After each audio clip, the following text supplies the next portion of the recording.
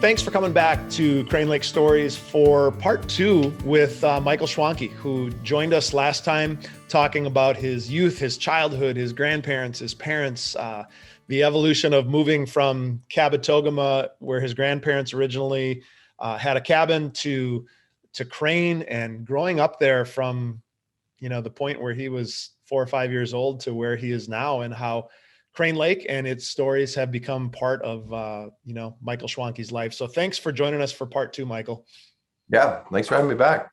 Yeah, it's just really a cool evolution, if you will, of your life and how things have evolved to the point that they are now. Thinking back to, like they called you at Hamburg's when you worked there as a kid, they called you Pockets, and you just stood on the dock with your hands in your pockets, to now being an adult resident who runs his business out of the Crane Lake area. Take us back, because there was a relationship that forged at Hamburg's between you and your now wife, Emily. Take us back to where that started, because that was a real turning point for, where you guys have come to at this point in your life. Sure. Yeah. So in 2016, I ended college, and I was out in Colorado at the time. And then I moved up to Crane with the plan to start guiding, guiding full time, and then start the property management side of what we do. And so I did that, the first season on my own. The guiding was, 30, 40 days that first year, not a lot. And I was able to use, the relationships that were built at Hamburg's to kind of, get my foot in the door with some property owners that just needed work done, and just be the guy that was available and willing to help, So I wrapped up that. Actually, I didn't even wrap it up. It was about 3/4 of the way through that season. And Emily, my now wife, Emily, she took a break from school, and then it was just kind of her plan to come up to Crane and kind of finish out the season and spend a fall, because she had spent her summers there, so she knew what the summers were about. But she was starting to think about making Crane Lake home too, and she just wanted to see what a fall was like. And so she came in August, and we started. I mean, I knew her. We had worked together at Hamburg's for 3 summers previous to that. So I knew her, and we were friends and whatnot. And then that fall, it just kind of, things turned from friends to, a little bit more interest there. And we started dating that fall, and year and a half after that, we're engaged, and and then 8 months after that, we're married. Yeah. And I should have rewound just a little bit too. We did have Emily on a previous episode, so you could certainly go back on the page to listen to Emily talking about her, her version of this story, which hers is better. I was just going to say, it's a lot more eloquent and well-spoken than you, but we'll take her part of it as more truth than maybe what you would tell us. But that relationship just really was amazing, the way that obviously you guys knew each other, and you came from her family coming from South Carolina all the way up there, and you can hear her story. But at what point did you guys, you realized, hey, we like each other, we're going to get married, all of these things. Talk a little bit about where the vision started for, what if we made this place home, kind of that sort of, when did those thoughts kind of pop into your head? I think that fall that we really started to hang out, and when we were just dating, I had started Voyager's Guide service and whatnot. And, she knew that that was something that I wanted to see through. And her part of her being up here that fall was to try to, find her route or her avenue and whatnot. So, with the guide service being started, and then once we got engaged and whatnot, it was just really natural for her part, which is more paddle trips and boat tours and and that kind of stuff to just be another addition to, Voyager's guide service. Right. Just another thing we do and offer. So I was lucky enough to be at your wedding.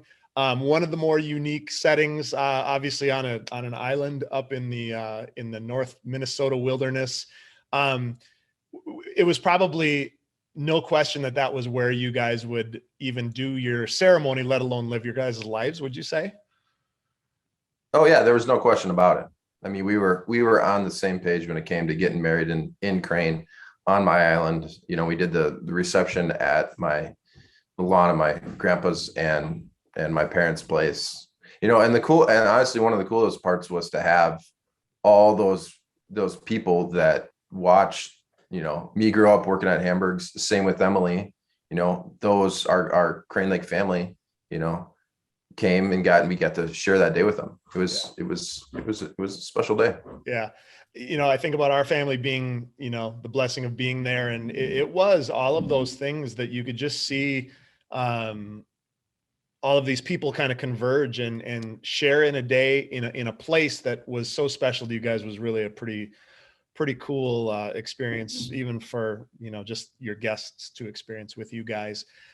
As you guys obviously have now moved into, married life. In the first episode, we talked about we're doing this show. You're down in South Carolina right now, which is Emily's family's home.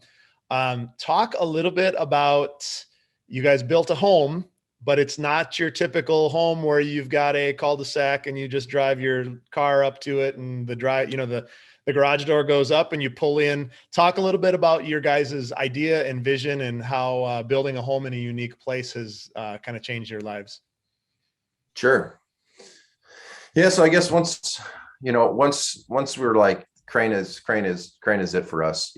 We were like, okay, well, where are we gonna build a house? And I think we wanted a blank slate. We wanted a vacant piece of land that we could, make our own, build our house on, run our business out of, all that. And we looked at it, with my folks owning a place and her folks owning a place on Kicker Boulevard, and my grandparents too.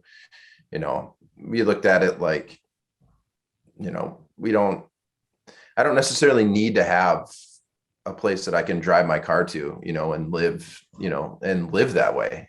The appeal of having to drive my boat or my snowmobile to get to my house was actually intriguing for us. So it just happened that there was a 17-acre chunk for sale, and the timing just worked out, and it was kind of crazy how it all did. But so we bought that piece of land and sat on it for a year, and then started building our house. After our guide season kind of wrapped up in September, we spent September and October, building the shell of it so we could get everything sealed up before the winter. And then in the winter, we could be up there and finish the interior of it. Mm-hmm. And, we worked our tails off that winter to get it, to a point where we could live in it come May, once the ice went out. And a lot of hard work, a little bit of tears, but we made it happen. Yeah. And what an amazing place. And there's just not many people in the world that can say, we built a place that the rest of the world might think is crazy. We built a place that the rest of the world can't really, have vision of, and that we honestly can't get in and out of for a certain part of the year. What are your thoughts, and like, how do you guys navigate the kind of the freeze up and the ice out time? Like you guys, it's the down season for you from a business standpoint for the most part. But how do you guys kind of look at the calendar and look at the weather and then make some decisions to go, visit family in South Carolina? You guys like to adventure and go out west and do other things during that time, but talk a little bit about the seasonal change and how ultimately it kind of kicks you out of your house for just a little bit. Yeah. And you're right. It totally does. It kicks us out. But I think at that point, at that point in the fall, when it kicks us out, I mean, we're we're ready to go, go be somewhere else and do something else. I mean, we're both still young, so we like to, just take a nice vacation for the two of us. But I mean, we kind of picked that fall date, and we kind of picked that a ways out. So like whether or not the ice is, I mean, we might have to leave early. So I guess if winter comes early, we'd have to leave early. But if it stayed, if it stayed nice, then, so be it.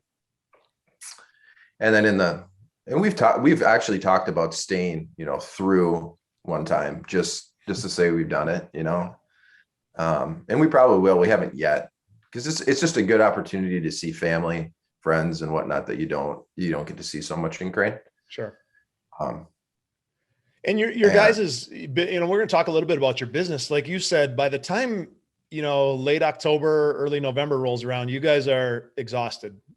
Your business, you've got, you're doing property management, you're guiding fishing trips like crazy, throughout the open water season. Emily is doing paddle trips and sightseeing stuff. You guys go 100 miles an hour for that season. It's time to go and rest a little bit, but talk a little bit about the things that you guys are doing from, May till October. Yeah. So, I mean, as soon as, just for me personally, once fishing opener gets going, then, I don't really stop fishing until the end of September. I mean, I'll take some guide trips in October, but I mean,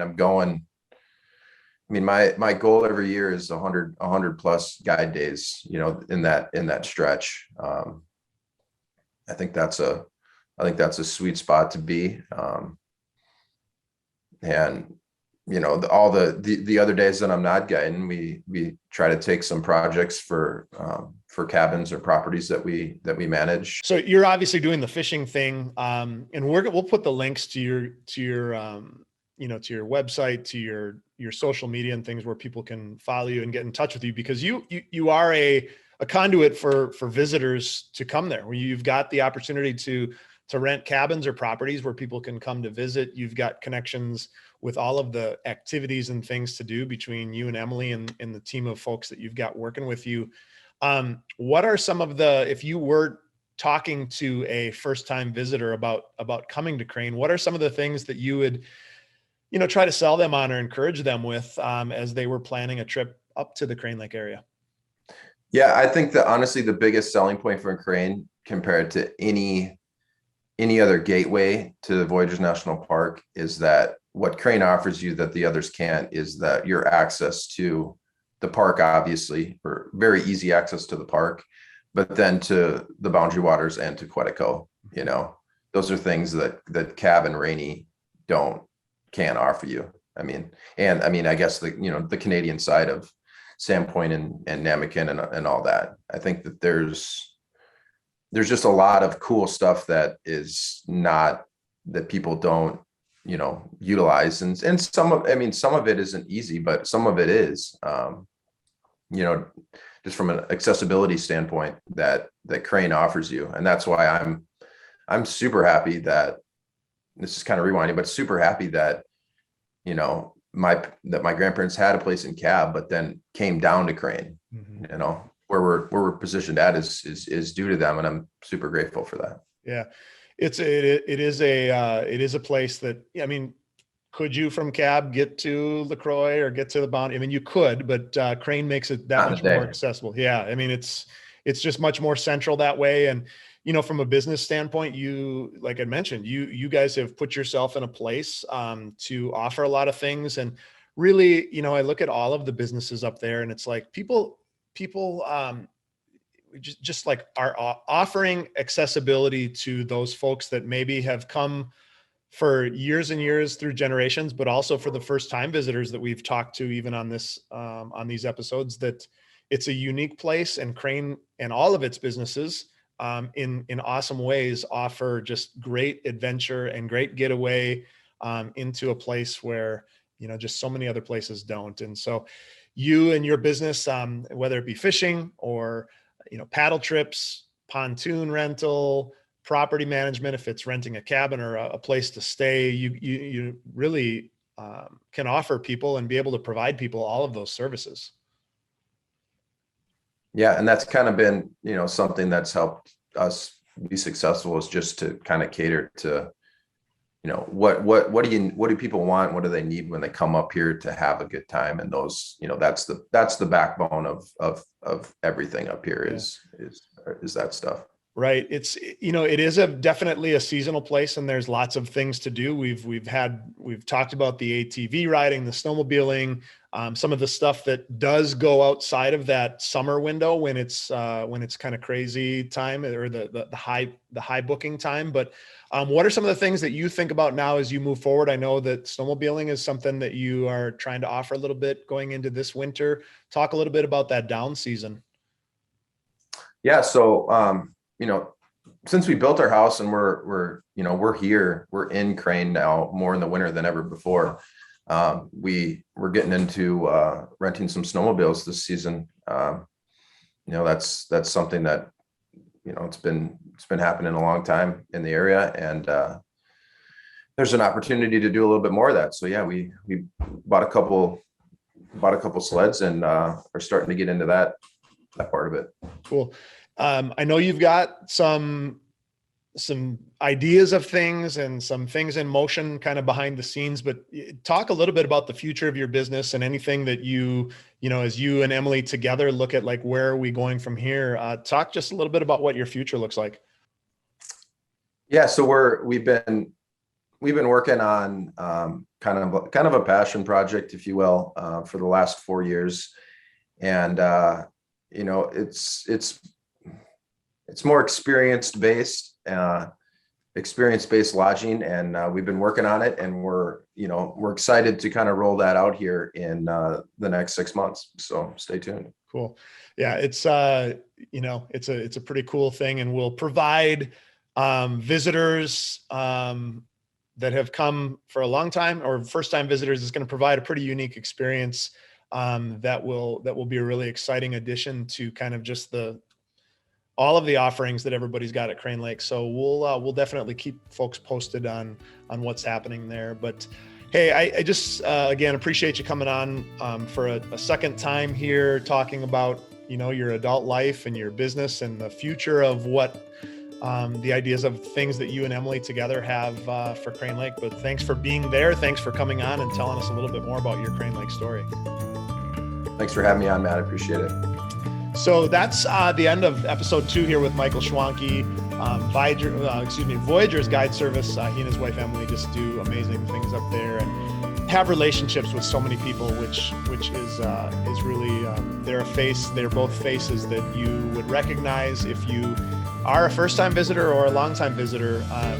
Definitely folks to check out and at least introduce yourself to, or meet with, or take a look at some of the services they offer. So that's going to do it for this episode. Appreciate you coming on again, and stay tuned for another visit down the road with someone else telling their Crane Lake story.